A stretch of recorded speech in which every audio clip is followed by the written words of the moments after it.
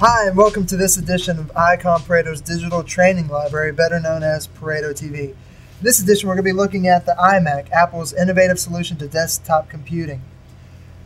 The iMac, we use them here in the office, and I got to say, they are fantastic machines. I absolutely love them. And so I'm really happy to be able to present it to you today. We're going to look at several of the core features, the great things that come along with every iMac. But just to give you a little idea of what some of the differences might be in the model that you like to choose, it comes in two basic sizes. One is the 20-inch, and this right here is our 24-inch machine. The 20-inch comes with up to 2.4 gigahertz of processing speed. That's Intel Core 2 Duo processing. It's one of the best types of processors out there. You can get up to 4 gigs of RAM with your 20-inch iMac, and up to 750 gigabytes of hard disk drive space. Now the 24-inch model, which you can see here, absolutely gorgeous display, big, nice, crisp, clear viewing with whatever you do on your computer, whether it's movies or games or doing work. You can have a great view.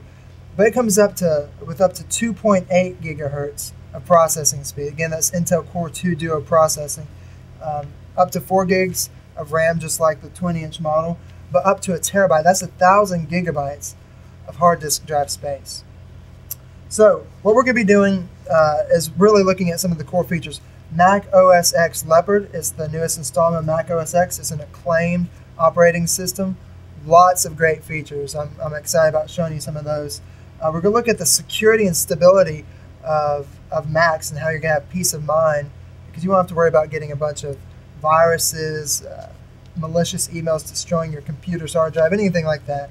Really sturdy systems.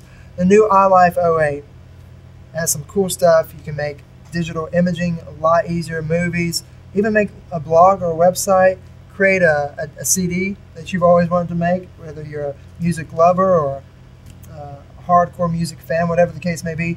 iLife 08 lets you do a bunch of cool stuff like that. Very neat. We're going to look at that.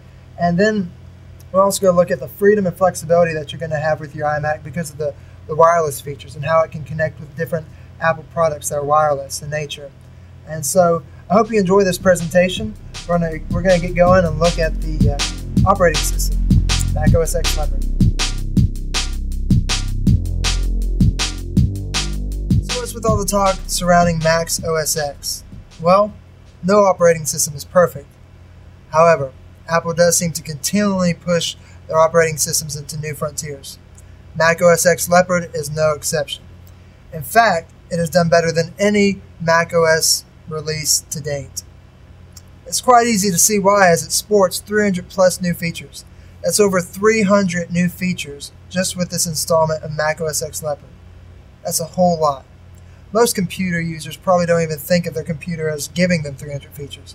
But with Mac OS X Leopard on your new iMac, you'll be able to see quite a difference from your past computing experiences. So, without any further ado, we're going to show you some of those great, new, very practical and helpful features. As you can see, it's a beautiful desktop background. You can put your own pictures in there if you want.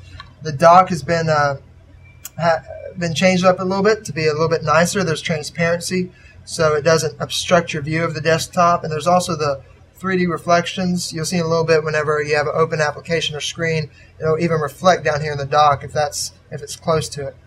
Now this first feature is called Stacks. I got a folder here with some media, some pictures, and then a little trailer for a movie coming out. And you can see those real quick. I'm going to close it. Stacks helps you organize things. You can drag folders down here, and the first picture in that folder you see as the front of the folder down here. And so you can access it very quickly. And it fans out like that. If you have more pictures, it'll open up in a grid, but you can also choose to have it open in a grid by right-clicking, control-clicking, and going to view as. And right now it's set to automatic, so the amount of files in the folder will determine if it's a fan or grid. Right now it's a fan. You can change it to grid. Click, and it opens up like so. If you want to look in the browser, the Finder window, you click that, Show in Finder, and there it is for you to browse your pictures. Now right here you can see another one of my favorite features. It's called Cover Flow. In the past, Apple only had these three options for viewing your files. But now there's the fourth one called Cover Flow. If you've used iTunes, you may be familiar with it. That's the way you can browse through your album artwork. And now you can browse through your files in the Finder window. And it's really nice because you can get a quick look. It can be small, or you can drag it out to be larger. Drag it here, increase the size. You can look through the list view down here, and then the pictures will change accordingly. Or you can just look up here and scroll left and right.